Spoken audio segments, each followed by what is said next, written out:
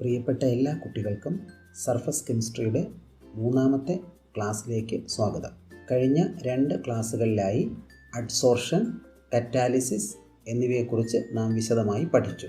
Adsorption, absorption ഇവ തമ്മിലുള്ള വ്യത്യാസം, ഫിസിക്കൽ അഡ്സോർഷൻ, കെമിക്കൽ അഡ്സോർഷൻ ഇവ തമ്മിലുള്ള താരതമ്യം, ഫ്രണ്ട്ലിച്ച് അഡ്സോർഷൻ ഐസോതേം, അഡ്സോർഷൻ്റെ ആപ്ലിക്കേഷൻസ്, ഹോമോജീനിയസ് ഹെട്രോജീനിയസ് കറ്റാലിസിസ്, ഒരു കാറ്റലിസ്റ്റിൻ്റെ ആക്ടിവിറ്റി, സെലക്ടിവിറ്റി, ഷേപ്പ് സെലക്റ്റീവ് കറ്റാലിസിസം, അതിനുദാഹരണമായി സിയോലൈറ്റും എൻസൈംസ് എന്നിവ വിശദമായിട്ട് കഴിഞ്ഞ ക്ലാസ്സുകളിൽ ചർച്ച ചെയ്യപ്പെട്ടു. ഇന്ന് നമുക്ക് പഠിക്കേണ്ടത് കൊളോയിഡുകളെ പറ്റിയാണ്. 11ാം ക്ലാസ്സിൽ മാറ്ററിൻ്റെ ക്ലാസിഫിക്കേഷനെ പറ്റി വിശദമായിട്ട് നിങ്ങൾ പഠിച്ചിട്ടുണ്ട്. ശുദ്ധ പദാർത്ഥങ്ങളെന്നും മിശ്രിതങ്ങളെന്നും മാറ്ററിനെ 2ആയി തരംതിരിച്ചിട്ടുണ്ട്: പ്യുവർ സബ്സ്റ്റൻസ് ആൻഡ് മിക്സ്ചേഴ്സ്. ഇതിൽ മിശ്രിതങ്ങൾ ഏകാത്മക മിശ്രിതങ്ങളെന്നും ഭിന്നാത്മക മിശ്രിതങ്ങളെന്നും 2 തരമുണ്ടെന്നും നിങ്ങൾ പഠിച്ചിട്ടുണ്ട്: homogeneous mixtures and heterogeneous mixtures. Homogeneous മിക്സ്ചറുകളെ സൊല്യൂഷൻസ് എന്ന് വിളിക്കുന്നു. പഞ്ചസാര വെള്ളത്തിൽ കലർത്തിയാൽ ലഭിക്കുന്ന ലായനി ഒരു ട്രൂ സൊല്യൂഷനാണ്. ഇതിൽ പഞ്ചസാരയുടെ തന്മാത്രകൾ നമുക്ക് കാണാൻ കഴിയില്ല. അതിന് കാരണം പഞ്ചസാര തന്മാത്രകളുടെ വലിപ്പം 1 നാനോമീറ്ററിനേക്കാൾ കുറവ് ആകുന്നതാണ്. 1 നാനോമീറ്റർ എന്നത് 10⁻⁻9 മീറ്ററാണ് എന്ന് മനസ്സിലാക്കുക. എന്നാൽ മണലും വെള്ളവും തമ്മിൽ കലർത്തി ഉണ്ടാക്കുന്ന ഒരു ഹെറ്ററോജീനിയസ് മിക്സ്ചറിൽ മണൽ തരികൾ നമുക്ക് കാണാൻ കഴിയും. അല്പസമയത്തിന് ശേഷം ഈ മിശ്രിതത്തിലെ മണൽ തരികൾ അടിയിൽ സസ്പെൻഡ് ചെയ്യുന്നതായിട്ട് കാണാൻ കഴിയും. ഇവയിൽ മണൽ തരികളുടെ വലിപ്പം 1000 നാനോമീറ്ററിനേക്കാൾ കൂടുതലാണ്. അതിനാലാണ് മണൽ തരികൾ നമുക്ക് കൃത്യമായി കാണാൻ കഴിയുന്നത്. ട്രൂ സൊല്യൂഷനും സസ്പെൻഡഡ് പാർട്ടിക്കിളിനും ഇടയ്ക്ക് പാർട്ടിക്കിൾ സൈസ് വരുന്ന ഹെറ്ററോജീനിയസ് മിക്സ്ചറുകളാണ് കൊളോയിഡുകൾ.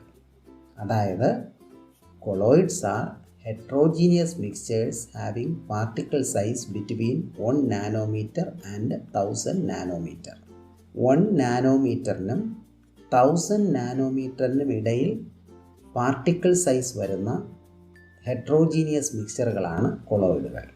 ഒരു ട്രൂ സൊല്യൂഷനിൽ സൊല്യൂട്ടും സോൾവൻറ്റും ഉള്ളതുപോലെ ഒരു കൊളോയിഡിലെ 2 ഫേസുകളാണ് ഡിസ്പേഴ്സ്ഡ് ഫേസും ഡിസ്പേർഷൻ മീഡിയവും. കൊളോയിഡൽ പാർട്ടിക്കിളുകളെ, അതായത് കുറഞ്ഞ അളവിൽ കാണപ്പെടുന്ന ഘടകത്തെ പറയുന്ന പേരാണ് ഡിസ്പേഴ്സ്ഡ് ഫേസ് അല്ലെങ്കിൽ ഡിസ്കണ്ടിന്യൂസ് ഫേസ്. ഇത് ഒരു സൊല്യൂഷനിലെ സൊല്യൂട്ടിന് തുല്യമായ ഭാഗമാണ്. ഏത് മീഡിയത്തിലാണോ കൊളോയിഡൽ പാർട്ടിക്കിൾസ് കാണപ്പെടുന്നത് ആ മീഡിയത്തെ ഡിസ്പേർഷൻ മീഡിയം അഥവാ കണ്ടിന്യൂസ് ഫേസ് എന്ന് വിളിക്കുന്നു. ഇത് ഒരു ട്രൂ സൊല്യൂഷനിലെ സോൾവൻറ്റിന് സമാനമായ ഭാഗമാണ്. നമുക്ക് പരിചിതമായ ഒരു കൊളോയിഡാണ് സ്റ്റാർച്ച് ഇൻ വാട്ടർ. ഇവിടെ സ്റ്റാർച്ച് ഡിസ്പേഴ്സ്ഡ് ഫേസും വാട്ടർ ഡിസ്പേർഷൻ മീഡിയവുമാണ്. കൊളോയിഡുകളുമായി ബന്ധപ്പെട്ട് 4 കാര്യങ്ങൾ നമുക്ക് പഠിക്കേണ്ടതായിട്ടുണ്ട്. അതിൽ ഒന്നാമത്തേത് ക്ലാസിഫിക്കേഷൻ ഓഫ് കൊളോയിഡ്സ്, കൊളോയിഡുകളുടെ വർഗീകരണം. കൊളോയിഡുകളെ 3 തരത്തിൽ നമുക്ക് തരംതിരിക്കാവുന്നതാണ്. ഡിസ്പേഴ്സ്ഡ് ഫേസിൻ്റെയും ഡിസ്പേർഷൻ മീഡിയത്തിൻ്റെയും ഭൗതിക അവസ്ഥ അനുസരിച്ചും ഡിസ്പേഴ്സ്ഡ് ഫേസിനും ഡിസ്പേർഷൻ മീഡിയത്തിനുമിടയ്ക്കുള്ള അട്രാക്റ്റീവ് ഫോഴ്സിനനുസരിച്ചും ഡിസ്പേഴ്സ്ഡ് ഫേസിലെ പാർട്ടിക്കിളുകൾക്കനുസരിച്ചും കൊളോയിഡുകളെ ക്ലാസിഫൈ ചെയ്യാം. ഇതിൽ ഒന്നാമത്തെ classification of colloids based on physical state of dispersed phase and dispersion medium. Dispersed ഫേസിൻ്റെയും ഡിസ്പേർഷൻ മീഡിയത്തിൻ്റെയും ഭൗതിക അവസ്ഥയനുസരിച്ച് കൊളോയിഡുകളെ 8ആയി തരംതിരിച്ചിരിക്കുന്നു.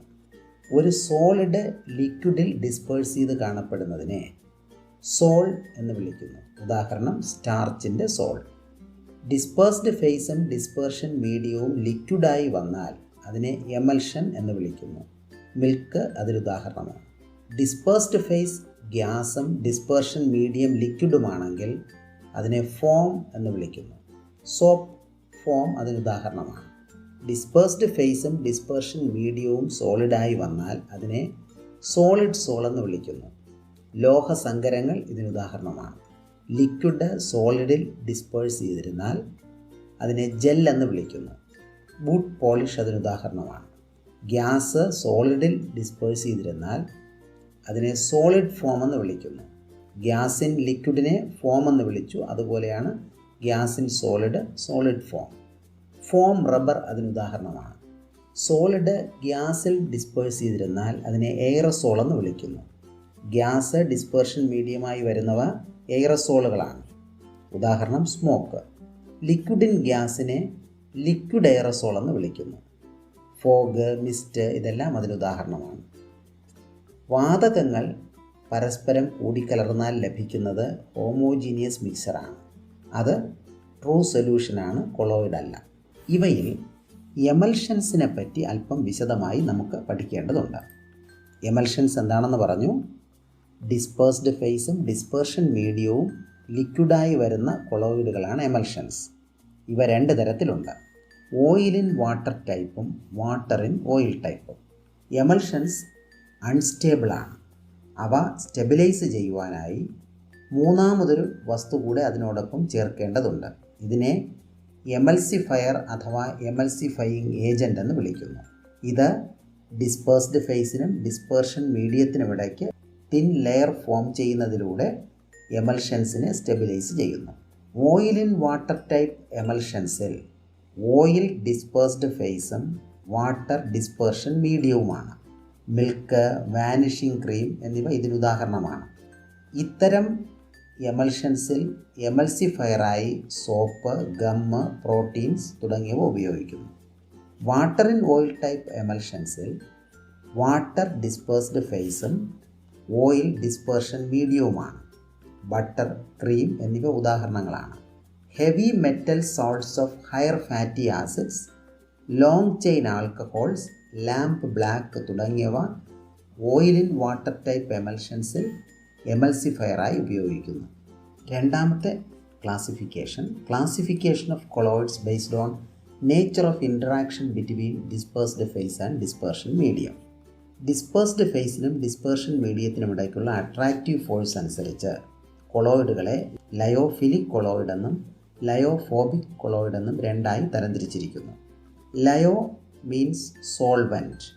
ഫിലിയ എന്ന വാക്കിന് ലവ് എന്നർത്ഥം. സോൾവെൻറ്റ് അട്രാക്റ്റിംഗ്, അതാണ് lyophilic colloids. In lyophilic colloids dispersed phase has strong affinity towards dispersion medium. Phobia means fear. In lyophobic colloids, dispersed phase has little affinity towards dispersion medium. Lyophilic colloids are stable. എന്നാൽ lyophobic colloids stability കുറഞ്ഞവയാണ്. Lyophilic colloids അല്പം electrolyte ചേർത്താൽ പ്രസിപ്പിറ്റേറ്റായി മാറുന്നില്ല. എന്നാൽ lyophobic colloids അല്പം electrolyte ചേർത്താൽ വേഗത്തിൽ കൊയാഗുലേറ്റ് ചെയ്യും, അല്ലെങ്കിൽ പ്രസിപ്പിറ്റേറ്റായി മാറും. ലയോഫിലിക് കൊളോയിഡ്സ് പ്രിപ്പയർ ചെയ്യാൻ ഡിസ്പേഴ്സ്ഡ് ഫേസും ഡിസ്പെർഷൻ മീഡിയവും തമ്മിൽ മിക്സ് ചെയ്താൽ മതിയാകും. എന്നാൽ ലയോഫോബിക് കൊളോയിഡുകളെ പ്രിപ്പയർ ചെയ്യാൻ സ്പെഷ്യൽ മെത്തേഡ്സ് വേണം. ലയോഫിലിക് കൊളോയിഡുകൾ സ്വയം സ്റ്റെബിലൈസ് ചെയ്യപ്പെടുന്നു. എന്നാൽ ലയോഫോബിക് കൊളോയിഡുകളെ സ്റ്റെബിലൈസ് ചെയ്യാൻ സ്റ്റെബിലൈസേഴ്സ് ചേർക്കേണ്ടതായി വരുന്നു. ലയോഫിലിക് കൊളോയിഡുകൾക്ക് ഉദാഹരണങ്ങളാണ് സ്റ്റാർച്ച്, ഗമ്മ് തുടങ്ങിയവയുടെ കൊളോയിഡുകൾ. മെറ്റലുകളുടെ കൊളോയിഡുകളും ഫെറിക് ഹൈഡ്രോക്സൈഡിൻ്റെ കൊളോയിഡും ലയോഫോബിക് കൊളോയിഡുകൾക്ക് ഉദാഹരണങ്ങളാണ്. ഒരു ലയോഫോബിക് കൊളോയിഡുകൾ അൺസ്റ്റേബിൾ ആണെന്ന് നമ്മൾ പഠിച്ചു കഴിഞ്ഞു. അതിൽ ഇലക്ട്രോലൈറ്റ് ചേർത്താൽ അത് പ്രസിപ്പിറ്റേറ്റായി മാറുന്നു. ഇങ്ങനെ ഒരു ലയോഫോബിക് കൊളോയിഡ് പ്രസിപ്പിറ്റേറ്റായി മാറാതെ അതിനെ സംരക്ഷിക്കുന്നതിന് വേണ്ടി അതിനോടൊപ്പം അല്പം ലയോഫിലിക് കൊളോയിഡ് ചേർത്ത് വയ്ക്കാറുണ്ട്. ഈ പ്രക്രിയയെ പ്രൊട്ടക്ഷൻ ഓഫ് കൊളോയിഡ് എന്ന് വിളിക്കുന്നു. ഇങ്ങനെ ചേർക്കുന്ന ലയോഫിലിക് കൊളോയിഡിനെ പ്രൊട്ടക്റ്റീവ് കൊളോയിഡ് എന്നും വിളിക്കുന്നു. ലയോഫോബിക് കൊളോയിഡിന് ചുറ്റും ഒരു ലെയറായി ഈ ലയോഫിലിക് കൊളോയിഡ് അതിനെ സംരക്ഷിക്കുന്നു. ഇനി മൂന്നാമത്തെ തരം classification of colloids based on type of particles present in dispersed phase. Colloidal പാർട്ടിക്കിളുകളുടെ വലിപ്പമനുസരിച്ച് കൊളോയിഡുകളെ 3ആയി തരംതിരിച്ചിരിക്കുന്നു. വളരെ ചെറിയ, അതായത് 1 നാനോമീറ്ററിനേക്കാൾ വലിപ്പം കുറഞ്ഞ പാർട്ടിക്കിളുകൾ അനേക എണ്ണം ഒരുമിച്ച് ചേർന്ന് കൊളോയിഡൽ സൈസുള്ള പാർട്ടിക്കിളായി മാറിയാണ് ഒരു കൊളോയിഡ് ഉണ്ടായിരിക്കുന്നതെങ്കിൽ അത്തരം കൊളോയിഡുകളെ മൾട്ടി മോളിക്കുലാർ കൊളോയിഡ്സ് എന്ന് വിളിക്കുന്നു. Sulphur sol, gold sol, platinum sol തുടങ്ങിയവ ഇതിനുദാഹരണമാണ്. അവയുടെ ഒരു ആറ്റത്തിന് അല്ലെങ്കിൽ ഒരു പാർട്ടിക്കിളിന് കൊളോയിഡൽ സൈസിനേക്കാൾ വലിപ്പം കുറവാണ്. അങ്ങനെയുള്ള അനേകം ആറ്റങ്ങൾ അല്ലെങ്കിൽ പാർട്ടിക്കിളുകൾ ഒരുമിച്ച് ചേർന്നാണ് കൊളോയിഡൽ സൈസുള്ള പാർട്ടിക്കിളുകളായി കാണപ്പെടുന്നത്. രണ്ടാമത്തെ ടൈപ്പ് മാക്രോ മോളിക്കുലാർ കൊളോയിഡ്സ്. അതിൽ ഒരു പാർട്ടിക്കിളിന് തന്നെ ആക്ച്വലി കൊളോയിഡൽ സൈസ് ഉണ്ടായിരിക്കും. ഉദാഹരണം സ്റ്റാർച്ച്, സെല്ലുലോസ്, പ്രോട്ടീൻസ് തുടങ്ങിയവയുടെ കൊളോയിഡുകൾ. മൂന്നാമത്തെ ടൈപ്പ് അസോസിയേറ്റഡ് കൊളോയിഡ്സ്. ഗാഢത കുറഞ്ഞിരിക്കുമ്പോൾ ഇലക്ട്രോലൈറ്റുകളായും ഗാഢത കൂട്ടിയാൽ കൊളോയിഡായും കാണപ്പെടുന്ന മിശ്രിതങ്ങളാണിവ. ഇതിന് കാരണം ഗാഢത കൂട്ടുമ്പോൾ ഇവയിലെ പാർട്ടിക്കിളുകൾ കൂടിച്ചേർന്ന് കൊളോയിഡൽ സൈസുള്ള പാർട്ടിക്കിളുകളായി മാറുന്നതാണ്. ഇങ്ങനെ ഉണ്ടാകുന്ന അസോസിയേറ്റഡ് പാർട്ടിക്കിളുകളെ വിളിക്കുന്ന പേരാണ് മിസൽസ്. ഇവയ്ക്ക് ലയോഫോബിക് പാർട്ടും ലയോഫിലിക് പാർട്ടും കാണപ്പെടുന്നു.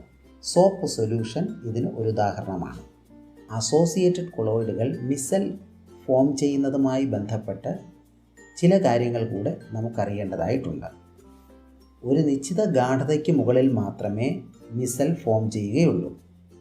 ഈ ഗാഢതയെ ക്രിട്ടിക്കൽ മിസൽ കോൺസെൻട്രേഷൻ എന്ന് വിളിക്കുന്നു. അതുപോലെ ഒരു നിശ്ചിത ഊഷ്മാവിന് മുകളിൽ മാത്രമേ മിസൽ ഫോം ചെയ്യുകയുള്ളൂ. ഈ ടെമ്പറേച്ചറിനെ ക്രാഫ്റ്റ് ടെമ്പറേച്ചർ എന്നും വിളിക്കുന്നു. സോപ്പ് അഴുക്ക് നീക്കം ചെയ്യുന്നത് മിസൽ ഫോമേഷനിലൂടെയാണ്. അസോസിയേറ്റഡ് കൊളോയിഡുകൾ എങ്ങനെയാണ് മിസൽ ഉണ്ടാക്കുന്നതെന്നും സോപ്പ് സൊല്യൂഷൻ അഴുക്ക് നീക്കം ചെയ്യുന്നത് എങ്ങനെയെന്നും തുടർന്ന് നമുക്ക് പഠിക്കാം. Cleansing action of soap. Soap എന്നത് സോഡിയം അല്ലെങ്കിൽ പൊട്ടാസ്യം സാൾട്ട് ഓഫ് ഫാറ്റി ആസിഡാണ്. ഓയിൽ അല്ലെങ്കിൽ ഫാറ്റിൽ അടങ്ങിയിരിക്കുന്ന ആസിഡുകളുടെ സോഡിയം അല്ലെങ്കിൽ പൊട്ടാസ്യം സാൾട്ടാണ് സോപ്പ്. ഒരു ഉദാഹരണം സോഡിയം സ്റ്റിയറേറ്റ് C17H35COO. സോപ്പ് വെള്ളത്തിൽ ലയിക്കുമ്പോൾ അത് അയോണൈസ് ചെയ്യപ്പെടുകയും കാർബോക്സിലേറ്റ് ആനയോണിനെ തരികയും ചെയ്യുന്നു, RCOO-. കാർബോക്സിലേറ്റ് അയോണിന് 2 പാർട്ടുകളുണ്ട്. ഒന്ന് നീളമുള്ള ഒരു ഹൈഡ്രോ കാർബൺ ചെയിൻ, ഇതിനെ ടെയിൽ എന്ന് വിളിക്കുന്നു. ചിത്രത്തിൽ നിങ്ങൾക്കത് കാണാം. 2 ചാർജ്ഡ് ആയിട്ടുള്ള ഒരു എൻഡ്, COO-, അതിനെ ഹെഡ് എന്ന് വിളിക്കുന്നു. ടെയില് ഹൈഡ്രോഫോബിക് ആണ്, അതായത് വാട്ടറിൽ അത് ഡിസോൾവ് ചെയ്യില്ല. എന്നാൽ ഹെഡ് ഹൈഡ്രോഫിലിക് ആണ്, അത് വാട്ടറിൽ ഡിസോൾവ് ആകുന്നു. നമ്മുടെ ശരീരത്തിൽ അല്ലെങ്കിൽ വസ്ത്രത്തിലുള്ള അഴുക്ക്, ഡേർട്ട് എന്നത് ഓയിലി അല്ലെങ്കിൽ ഗ്രീസി ആണ്. സോപ്പിൻ്റെ ടെയിൽ പാർട്ട് ഇതിൽ ഡിസോൾവ് ആകുന്നു. ഇങ്ങനെ ഒരു ഭാഗത്തുള്ള അഴുക്കിനെ ചുറ്റി അനേകം സോപ്പ് തന്മാത്രകളിലെ ടെയിൽ പാർട്ടുകൾ ഡിസോൾവ് ആകുന്നതിൻ്റെ ഫലമായി ടെയിൽ ഉള്ളിലേക്കും ഹെഡ് പുറത്തേക്കും വരുന്ന വിധത്തിൽ അസോസിയേറ്റഡ് പാർട്ടിക്കിളുകൾ ഉണ്ടാകുന്നു. ഇവയെ മിസൽ എന്ന് നമ്മൾ പഠിച്ചു. ഈ മിസൽ വെള്ളത്തോടൊപ്പം ഇളകി റിമൂവ് ചെയ്യപ്പെടുന്നു. ഇവിടെ സോപ്പ് മിസൽ ഉണ്ടാക്കുകയും ഒരു എമൽസിഫയറായി ആക്ട് ചെയ്യുകയും ചെയ്യുന്നു. കൊളോയിഡുകളുടെ 3 തരത്തിലുള്ള ക്ലാസിഫിക്കേഷനാണ് നമ്മൾ പഠിച്ചത്. ഒന്ന് based on physical state of dispersed phase and dispersion medium. 8 തരം കൊളോയിഡുകൾ പരിചയപ്പെട്ടു. അതിൽ എമൽഷൻസിനെ പറ്റി വിശദമായിട്ട് നമ്മൾ പഠിച്ചു. രണ്ടാമത്തെ classification based on affinity between dispersed phase and dispersion medium. 2 തരം കൊളോയിഡുകൾ പഠിച്ചു, ലയോഫിലിക് കൊളോയിഡ്, ലയോഫോബിക് കൊളോയിഡ്. മൂന്നാമത് പാർട്ടിക്കിൾ സൈസ് അനുസരിച്ച് multi molecular colloids, macro molecular colloids, associated colloids. അതിൽ അസോസിയേറ്റഡ് കൊളോയിഡ്സ് മിസൽ ഉണ്ടാക്കുന്നതായും മിസൽ ഫോമേഷൻ വഴി സോപ്പ് അഴുക്ക് നീക്കം ചെയ്യുന്ന മെക്കാനിസവും നമ്മൾ വിശദമായി പഠിച്ചു. ഇനി കൊളോയിഡുകളെ പറ്റി രണ്ടാമത് മനസ്സിലാക്കേണ്ടത് പ്രിപ്പറേഷൻ ഓഫ് കൊളോയിഡ്സ്. കൊളോയിഡുകളുടെ പ്രിപ്പറേഷൻ. അതിൽ പ്രധാനപ്പെട്ട 3 മെത്തേഡുകൾ നമുക്ക് പഠിക്കേണ്ടതായിട്ടുണ്ട്. ഒന്ന് കെമിക്കൽ മെത്തേഡുകൾ. അതിൽ oxidation, reduction, hydrolysis, double decomposition എന്നിങ്ങനെ 4 തരം റിയാക്ഷൻസ് നമുക്ക് പരിചയപ്പെടാം. ഹൈഡ്രജൻ സൾഫൈഡും സൾഫർ ഡയോക്സൈഡും തമ്മിൽ പ്രവർത്തിച്ച് സൾഫർ സോൾട്ട് ഉണ്ടാകുന്നത് ഓക്സിഡേഷൻ റിയാക്ഷൻ ഒരു ഉദാഹരണമാണ്. ഗോൾഡ് ക്ലോറൈഡിൽ നിന്ന് ഗോൾഡിൻ്റെ കൊളോയിഡ് റിഡക്ഷൻ വഴി നമുക്ക് ഉണ്ടാക്കിയെടുക്കാൻ കഴിയും. ഫെറിക് ക്ലോറൈഡിനെ ഹൈഡ്രോളിസിസിന് വിധേയമാക്കി ഫെറിക് ഹൈഡ്രോക്സൈഡ് സോൾട്ട് പ്രിപ്പയർ ചെയ്യാം. ആഴ്സീനിയസ് ഓക്സൈഡും ഹൈഡ്രജൻ സൾഫൈഡും ഡബിൾ ഡീകമ്പോസിഷന് വിധേയമായി ആഴ്സീനിയസ് സൾഫൈഡിൻ്റെ കൊളോയിഡ് ലഭിക്കുന്നു. ഇങ്ങനെ 4 തരം കെമിക്കൽ മെത്തേഡുകൾ കൊളോയിഡുകളെ പ്രിപ്പയർ ചെയ്യാൻ ഉപയോഗിക്കാം. Oxidation, reduction, hydrolysis, double decomposition. രണ്ടാമത്തെ മെത്തേഡ് ഇലക്ട്രിക്കൽ ഡിസിൻറ്റഗ്രേഷൻ അല്ലെങ്കിൽ ബ്രെഡിക്സ്-ആർക്ക് മെത്തേഡ്. സാധാരണയായി ഗോൾഡ്, സിൽവർ, പ്ലാറ്റിനം തുടങ്ങിയ മെറ്റലുകളുടെ വാട്ടറിലുള്ള കൊളോയിഡ് പ്രിപ്പയർ ചെയ്യാനാണ് ഈ മെത്തേഡ് ഉപയോഗിക്കുന്നത്. ഏത് മെറ്റലിൻ്റെ ആണോ കൊളോയിഡ് പ്രിപ്പയർ ചെയ്യേണ്ടത് ആ മെറ്റലിൻ്റെ 2 ദണ്ണുകൾ ഏത് മീഡിയത്തിലാണോ കൊളോയിഡ് പ്രിപ്പയർ ചെയ്യേണ്ടത് ആ മീഡിയത്തിൽ ഡിപ്പ് ചെയ്ത് വയ്ക്കുന്നു. ആ ഡിസ്പേർഷൻ മീഡിയത്തെ ഐസ് ബാത്തിനകത്ത് തണുത്ത അന്തരീക്ഷത്തിൽ ക്രമീകരിച്ച് വച്ചേക്കും. ഈ മെറ്റൽ ദണ്ണുകളെ ഇലക്ട്രിക്കൽ സോഴ്സുമായി ഘടിപ്പിച്ച് ഹൈ വോൾട്ടേജ് അപ്ലൈ ചെയ്യുമ്പോൾ ഇലക്ട്രിക് ആർക്ക് പ്രൊഡ്യൂസ് ചെയ്യുന്നു. ഇതിൻ്റെ ഫലമായി ഉണ്ടാകുന്ന ഉന്നത താപം ഈ മെറ്റലിനെ വേപ്പറൈസ് ചെയ്യുകയും മെറ്റൽ പാർട്ടിക്കിൾസ് ഡിസ്പേർഷൻ മീഡിയത്തിൽ ഡിസ്പേഴ്സ് ചെയ്യപ്പെടുകയും ചെയ്യുന്നു. എന്നാൽ അവിടെയുള്ള കുറഞ്ഞ ഊഷ്മാവ് മെറ്റൽ പാർട്ടിക്കിളുകളെ വേഗത്തിൽ കണ്ടൻസ് ചെയ്യിപ്പിച്ച് കൊളോയിഡൽ സൈസുള്ള പാർട്ടിക്കിളുകളാക്കി മാറ്റുന്നു. അതായത് ഈ പ്രോസസ്സിൽ ഡിസ്പേർഷനും കണ്ടൻസേഷനും നടക്കുന്നു. ഡിസ്പേർഷനും കണ്ടൻസേഷനും നടക്കുന്ന ഒരു മെത്തേഡ് ഓഫ് പ്രിപ്പറേഷനാണ് ബ്രെഡിക്സ്-ആർക്ക് മെത്തേഡ് എന്ന് ഓർത്തിരിക്കും. മൂന്നാമത്തെ മെത്തേഡ് ഓഫ് പ്രിപ്പറേഷൻ പെപ്റ്റൈസേഷൻ. ഫ്രഷായി പ്രിപ്പയർ ചെയ്ത ഒരു പ്രസിപ്പിറ്റേറ്റിനെ ഡിസ്പേർഷൻ മീഡിയവുമായി കലർത്തി ഒരൽപ്പം ഇലക്ട്രോലൈറ്റിൻ്റെ സാന്നിധ്യത്തിൽ കൊളോയിഡാക്കി മാറ്റുന്ന പ്രക്രിയയാണ് പെപ്റ്റൈസേഷൻ. ഇതിനായി ചേർക്കുന്ന ഇലക്ട്രോലൈറ്റിനെ പെപ്റ്റൈസിങ് ഏജൻ്റ് എന്ന് വിളിക്കുന്നു. ഉദാഹരണമായി ഫ്രഷ്ലി പ്രിപ്പയർഡ് ഫെറിക് ഹൈഡ്രോക്സൈഡിനെ ഫെറിക് ക്ലോറൈഡ് സൊല്യൂഷനുമായി കൂട്ടിക്കലർത്തിയാൽ ഫെറിക് ഹൈഡ്രോക്സൈഡിൻ്റെ ഒരു കൊളോയിഡ് നമുക്ക് പ്രിപ്പയർ ചെയ്യാൻ കഴിയും. കൊളോയിഡുകൾ പ്രിപ്പയർ ചെയ്യുന്ന കെമിക്കൽ മെത്തേഡുകൾ ബ്രെഡിക്സ്-ആർക്ക് മെത്തേഡ്, പ്രസിപ്പിറ്റേറ്റിനെ കൊളോയിഡാക്കി മാറ്റുന്ന പെപ്റ്റൈസേഷൻ എന്നിങ്ങനെ 3 പ്രധാന പ്രിപ്പറേഷൻ മെത്തേഡുകൾ നമ്മൾ പരിചയപ്പെട്ടു. മൂന്നാമതായി ഇങ്ങനെ പ്രിപ്പയർ ചെയ്യുന്ന കൊളോയിഡുകളിലെ ഇമ്പ്യൂരിറ്റിയായി വരുന്ന ഇലക്ട്രോലൈറ്റുകളെ നീക്കം ചെയ്യുന്ന പ്യൂരിഫിക്കേഷൻ ഓഫ് കൊളോയിഡൽ സൊല്യൂഷൻസ് ആണ് നമ്മൾ പരിചയപ്പെടുന്നത്. പ്രധാനമായും dialysis, electro dialysis, ultra filtration എന്നിങ്ങനെ 3 മെത്തേഡുകൾ കൊളോയിഡുകളെ പ്യൂരിഫൈ ചെയ്യാൻ ഉപയോഗിക്കുന്നു. ഒന്ന് ഡയാലിസിസ്. ഈ പ്രോസസ്സിൽ പ്യൂരിഫൈ ചെയ്യേണ്ട കൊളോയിഡൽ സൊല്യൂഷനെ സെമി പെർമിയബിൾ മെംബ്രെയിൻ കൊണ്ടുള്ള ഒരു ബാഗിനുള്ളിൽ എടുത്ത ശേഷം ഈ ബാഗിനെ ഫ്ലോയിങ് വാട്ടറിൽ ഡിപ്പ് ചെയ്ത് വയ്ക്കുന്നു. കൊളോയിഡിൽ അടങ്ങിയിരിക്കുന്ന മാലിന്യങ്ങളായ ഇലക്ട്രോലൈറ്റുകൾ വെള്ളത്തിൽ കലർന്ന് ഒഴുകിപ്പോവുകയും ശുദ്ധമായ കൊളോയിഡ് ഈ ബാഗിനുള്ളിൽ ലഭിക്കുകയും ചെയ്യുന്നു. സാധാരണയായി ഈ പ്രോസസ്സ് വളരെ പതുക്കെയാണ് നടക്കുന്നത്.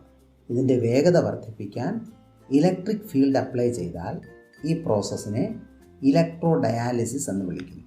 കൊളോയിഡിലുള്ള ഇലക്ട്രോലൈറ്റുകൾ ഓപ്പോസിറ്റ് ചാർജുള്ള ഇലക്ട്രോഡിലേക്ക് വേഗം ഡിഫ്യൂസ് ചെയ്ത് വരികയും വേഗത്തിൽ ഡയാലിസിസ് നടക്കുകയും ചെയ്യുന്നു.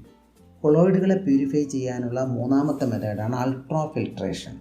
സാധാരണ ഫിൽട്ടർ പേപ്പറുകൾ ഉപയോഗിച്ച് കൊളോയിഡിനെ ഫിൽട്ടർ ചെയ്താൽ ഫിൽട്ടർ പേപ്പറിലെ പോർ സൈസ് വലുതായതിനാൽ കൊളോയിഡൽ പാർട്ടിക്കിൾസും അതിലൂടെ കടന്നു പോകും. അതിനാൽ കൊളോയിഡുകളെ പ്യൂരിഫൈ ചെയ്യാൻ സുഷിരങ്ങളുടെ വലിപ്പം വളരെ കുറഞ്ഞ അൾട്രാ ഫിൽറ്റേഴ്സ് എന്ന് വിളിക്കുന്ന പ്രത്യേകതരം ഫിൽട്ടർ പേപ്പറുകൾ ഉപയോഗിക്കുന്നു. ഒരു അൾട്രാ ഫിൽട്ടർ പേപ്പർ പ്രിപ്പയർ ചെയ്യാൻ സാധാരണ ഫിൽട്ടർ പേപ്പറിനെ കൊളോയിഡിയോൺ സൊല്യൂഷനിൽ ഡിപ്പ് ചെയ്ത ശേഷം ഫോർമാൽഡിഹൈഡ് ചേർത്ത് ഉണക്കിയെടുത്താൽ മതിയാകും. ആൽക്കഹോളിലും ഈതറിലും നൈട്രോസെല്ലുലോസ് 4% ലയിപ്പിച്ച് ഉണ്ടാക്കുന്ന സൊല്യൂഷനാണ് കൊളോയിഡിയോൺ. കൊളോയിഡുകളെ പ്യൂരിഫൈ ചെയ്യാനുള്ള 3 മെത്തേഡുകൾ നമ്മൾ പരിചയപ്പെട്ടു: dialysis, electro dialysis, ultra filtration. കൊളോയിഡുകളുടെ ക്ലാസിഫിക്കേഷൻ, പ്രിപ്പറേഷൻ, പ്യൂരിഫിക്കേഷൻ എന്നിവയാണ് നമ്മൾ പരിചയപ്പെട്ടത്. കൊളോയിഡുകളെപ്പറ്റി നാലാമത് നമ്മൾ പ്രോപ്പർട്ടീസ് ഓഫ് കൊളോയിഡ്സ് പരിചയപ്പെടുകയാണ്. കൊളോയിഡുകൾ ധാരാളം സവിശേഷ സ്വഭാവങ്ങൾ കാണിക്കുന്നുണ്ട്. അതിൽ 5 പ്രത്യേകതകളാണ് നമ്മളിവിടെ ചർച്ച ചെയ്യാൻ പോകുന്നത്. Tyndall effect, Brownian movement, charge on colloidal particles, electrophoresis, coagulation അഥവാ പ്രസിപ്പിറ്റേഷൻ എന്നിവയാണിവ. ഒന്നാമതായി ടിൻഡൽ ഇഫക്റ്റ്. ഇത് കൊളോയിഡുകളുടെ ഒരു ഓപ്റ്റിക്കൽ പ്രോപ്പർട്ടിയാണ്. Tyndall effect is scattering of light by colloidal particles. Colloidal പാർട്ടിക്കിളുകളിൽ തട്ടി പ്രകാശം ചിതറിപ്പോകുന്നതാണ് ടിൻഡൽ ഇഫക്റ്റ്. ടിൻഡൽ ഇഫക്റ്റ് കാരണം ഒരു കൊളോയിഡിലൂടെ പ്രകാശം കടന്നു പോകുന്ന പാത കോണാകൃതിയിൽ നമുക്ക് കാണാൻ കഴിയുന്നു. തിളക്കമുള്ള ഈ കോണിനെ ടിൻഡൽ കോൺ എന്ന് വിളിക്കുന്നു. ഒരു കൊളോയിഡ് ടിൻഡൽ ഇഫക്റ്റ് കാണിക്കണമെങ്കിൽ 2 കണ്ടീഷൻസ് സാറ്റിസ്ഫൈ ചെയ്തിരിക്കണം. ഒന്ന്, കൊളോയിഡൽ പാർട്ടിക്കിളുകളുടെ ഡയമീറ്ററും വന്ന് പതിക്കുന്ന പ്രകാശത്തിൻ്റെ വേവ് ലെങ്തും തമ്മിൽ വളരെ വ്യത്യാസം ഉണ്ടാകാൻ പാടില്ല. കൊളോയിഡിലെ ഡിസ്പേഴ്സ്ഡ് ഫേസിൻ്റെയും ഡിസ്പേർഷൻ മീഡിയത്തിൻ്റെയും റിഫ്രാക്റ്റീവ് ഇൻഡെക്സുകൾ തമ്മിൽ വലിയ വ്യത്യാസം ഉണ്ടായിരിക്കണം. ഈ 2 കണ്ടീഷൻസും സാറ്റിസ്ഫൈ ചെയ്താൽ മാത്രമേ ഒരു കൊളോയിഡ് ടിൻഡൽ ഇഫക്റ്റ് കാണിക്കുകയുള്ളൂ. ഒരു ട്രൂ സൊല്യൂഷൻ ടിൻഡൽ ഇഫക്റ്റ് കാണിക്കില്ല. അതിനാൽ ടിൻഡൽ ഇഫക്റ്റ് ഉപയോഗിച്ച് ട്രൂ സൊല്യൂഷനെയും കൊളോയിഡിനെയും വേർതിരിച്ചറിയാവുന്നതാണ്. സിഗ്മണ്ട് ഡി എന്ന ശാസ്ത്രജ്ഞൻ ടിൻഡൽ ഇഫക്റ്റ് അപ്ലൈ ചെയ്തുകൊണ്ട് അൾട്രാ മൈക്രോസ്കോപ്പ് എന്ന ഒരു ഉപകരണം സജ്ജീകരിച്ചു. അൾട്രാ മൈക്രോസ്കോപ്പ് ഉപയോഗിച്ച് കൊളോയിഡൽ പാർട്ടിക്കിളുകളുടെ സാന്നിധ്യം നമുക്ക് തിരിച്ചറിയാൻ കഴിയും. രണ്ടാമതായി ബ്രൗണിയൻ മൂവ്മെൻറ്റ്. ഒരു ഡിസ്പേർഷൻ മീഡിയത്തിൽ കൊളോയിഡൽ പാർട്ടിക്കിൾസ് എപ്പോഴും സിഗ്സാഗ് മൂവ്മെൻറ്റിൽ കാണപ്പെടുന്നു. ഇതിനെയാണ് ബ്രൗണിയൻ മൂവ്മെൻറ്റ് എന്ന് വിളിക്കുന്നത്. റോബർട്ട് ബ്രൗൺ എന്ന ബ്രിട്ടീഷ് ബൊട്ടാണിസ്റ്റാണ് ആദ്യമായി ഇത് കണ്ടെത്തിയത്. ബ്രൗണിയൻ മൂവ്മെൻറ്റിന് കാരണം കൊളോയിഡൽ പാർട്ടിക്കിളുകൾ ഡിസ്പേർഷൻ മീഡിയവുമായി അൺഈക്വലായി എപ്പോഴും ബൊമ്പാർഡ് ചെയ്തുകൊണ്ടിരിക്കുന്നതാണ്, കൊളൈഡ് ചെയ്യുന്നതാണ്. ബ്രൗണിയൻ മൂവ്മെൻറ്റ് കൊളോയിഡൽ പാർട്ടിക്കിളുകളുടെ വലിപ്പത്തെയും ഡിസ്പേർഷൻ മീഡിയത്തിൻ്റെ വിസ്കോസിറ്റിയെയും ആശ്രയിച്ചാണ് വരുന്നത്. കൊളോയിഡൽ പാർട്ടിക്കിളുകളുടെ വലിപ്പം കുറയും തോറും ബ്രൗണിയൻ മൂവ്മെൻറ്റ് വേഗത്തിൽ നടക്കുന്നു. ഡിസ്പേർഷൻ മീഡിയത്തിൻ്റെ വിസ്കോസിറ്റി കൂടുന്തോറും ബ്രൗണിയൻ മൂവ്മെൻറ്റിൻ്റെ വേഗത കുറയുന്നു. ബ്രൗണിയൻ മൂവ്മെൻറ്റ് കാരണം കൊളോയിഡൽ പാർട്ടിക്കിളുകൾ എപ്പോഴും ചലിച്ചുകൊണ്ടിരിക്കുന്നതിനാൽ ഇവ കൂടിച്ചേർന്ന് പ്രസിപ്പിറ്റേറ്റായി മാറാതെ കൊളോയിഡിനെ സ്റ്റെബിലൈസ് ചെയ്ത് നിലനിർത്തുന്നു. അതായത് കൊളോയിഡുകളുടെ സ്ഥിരതയ്ക്ക് ഒരു കാരണം ബ്രൗണിയൻ മൂവ്മെൻറ്റാണ്. കൊളോയിഡൽ പാർട്ടിക്കിളുകളുടെ മൂന്നാമത്തെ പ്രത്യേകത ചാർജ് ഓൺ കൊളോയിഡൽ പാർട്ടിക്കിൾസ്. ഒരു കൊളോയിഡിലെ എല്ലാ പാർട്ടിക്കിളുകൾക്കും ഒരേ ചാർജാണുള്ളത്. ഒന്നുകിൽ അത് പോസിറ്റീവ് ചാർജ് ആയിരിക്കാം, അല്ലെങ്കിൽ അത് നെഗറ്റീവ് ചാർജ് ആയിരിക്കാം. കൊളോയിഡൽ പാർട്ടിക്കിളുകൾക്ക് ചാർജ് വരാനുള്ള കാരണങ്ങൾ: ഒന്ന്, ഒരു കൊളോയിഡ് ഉണ്ടാകുമ്പോൾ ഇലക്ട്രോണിനെ അത് ക്യാപ്ചർ ചെയ്യാം, പിടിച്ചെടുക്കാം. 2, ഒരു കൊളോയിഡൽ പാർട്ടിക്കിൾ പോസിറ്റീവോ നെഗറ്റീവോ അയോണിനെ സിലക്റ്റീവായി അല്ലെങ്കിൽ പ്രിഫറൻഷ്യലായി അഡ്സോർബ് ചെയ്ത് വയ്ക്കാം. ഇതിൽ പ്രിഫറൻഷ്യൽ അഡ്സോർഷൻ ഓഫ് അയോൺ എന്നതാണ് കൂടുതലായി അംഗീകരിക്കപ്പെട്ടിട്ടുള്ള കാരണം.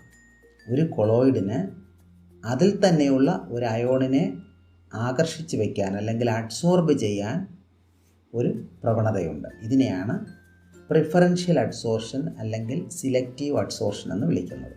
ഉദാഹരണമായി, പൊട്ടാസ്യം അയഡൈഡും സിൽവർ നൈട്രേറ്റും തമ്മിൽ പ്രതിപ്രവർത്തിച്ചാൽ സിൽവർ അയഡൈഡിൻ്റെ കൊളോയിഡ് നമുക്ക് ലഭിക്കും.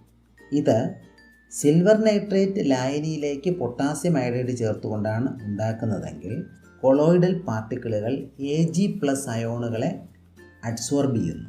അതിനാൽ പോസിറ്റീവ് കൊളോയിഡ് ലഭിക്കുന്നു. എന്നാൽ പൊട്ടാസ്യം അയഡൈഡ് ലായനിയിലേക്ക് സിൽവർ നൈട്രേറ്റ് സൊല്യൂഷൻ ചേർത്തുകൊണ്ടാണ് ഈ കൊളോയിഡ് ഉണ്ടാക്കുന്നതെങ്കിൽ അവിടെ അഡ്സോർബ് ചെയ്യപ്പെടുന്ന അയോഡൈഡ് അയോണുകളാണ്. നെഗറ്റീവ് അയോണുകളെ അഡ്സോർബ് ചെയ്തതിനാൽ ഇങ്ങനെ ലഭിക്കുന്ന കൊളോയിഡിന് നെഗറ്റീവ് ചാർജ് ആയിരിക്കും ഉള്ളത്.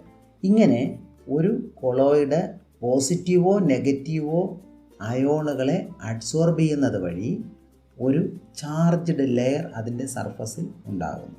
ഇത് കൊളോയിഡൽ പാർട്ടിക്കിളുകളുമായി വളരെ ശക്തമായി ആകർഷിച്ചിരിക്കുന്ന ഒരു ലെയറാണ്. അതിനാൽ ഇതിനെ ഫിക്സഡ് ലെയർ എന്ന് വിളിക്കുന്നു. സ്വാഭാവികമായി ഈ ചാർജ്ഡ് ലെയറിന് ഡിസ്പേർഷൻ മീഡിയത്തിൽ നിന്ന് ഓപ്പോസിറ്റ് ചാർജുള്ള അയോണുകളെ ആകർഷിക്കാനുള്ള പ്രവണത ഉണ്ടാകും.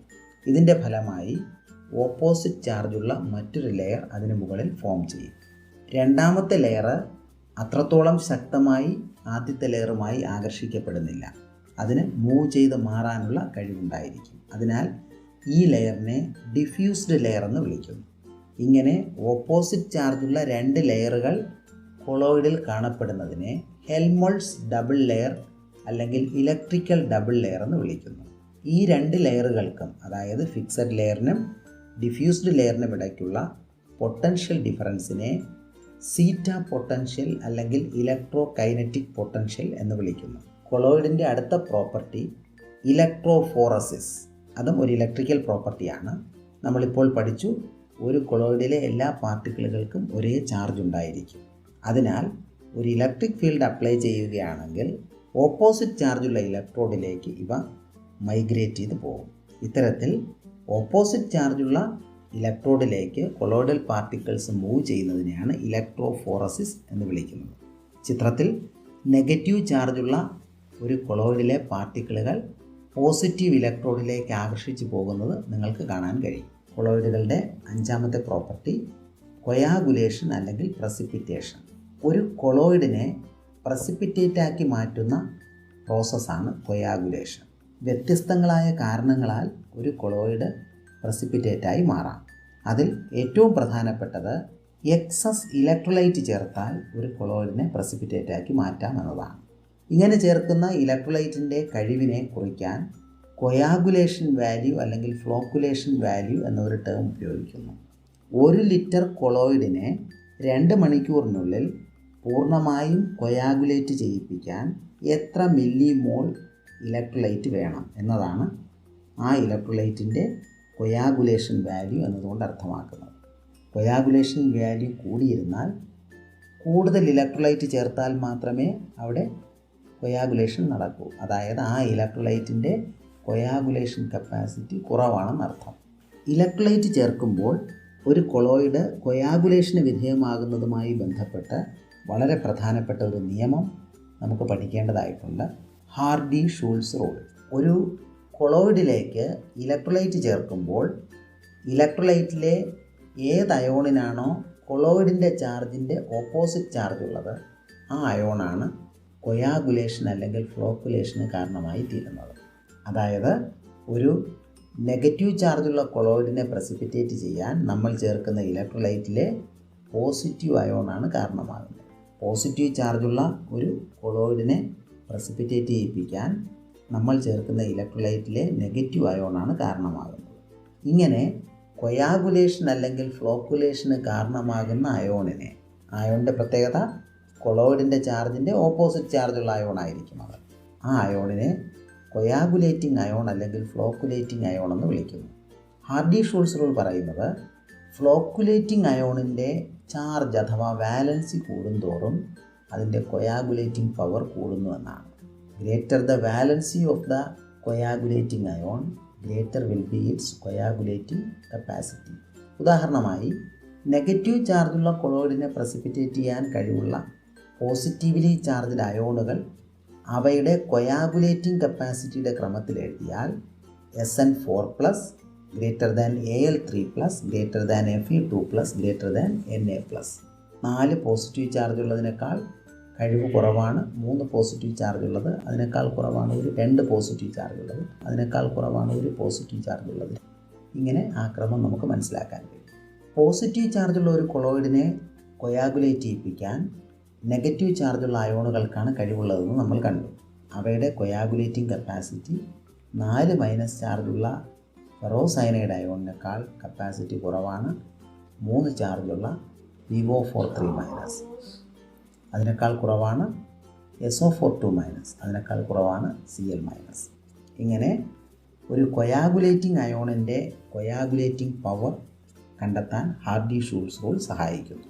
കൊളോയിഡുകളുമായി ബന്ധപ്പെട്ട് 4 പ്രധാന കാര്യങ്ങളാണ് നമ്മൾ ചർച്ച ചെയ്തത്. Classification of colloids, preparation of colloids, purification of colloids, properties of colloids. ഇതുവരെ പഠിച്ച കാര്യങ്ങളുമായി ബന്ധപ്പെട്ടുള്ള ചില ചോദ്യങ്ങൾ നൽകിയിരിക്കുന്നു. ഉത്തരങ്ങൾ കണ്ടെത്തി എഴുതാൻ ശ്രമിക്കുക.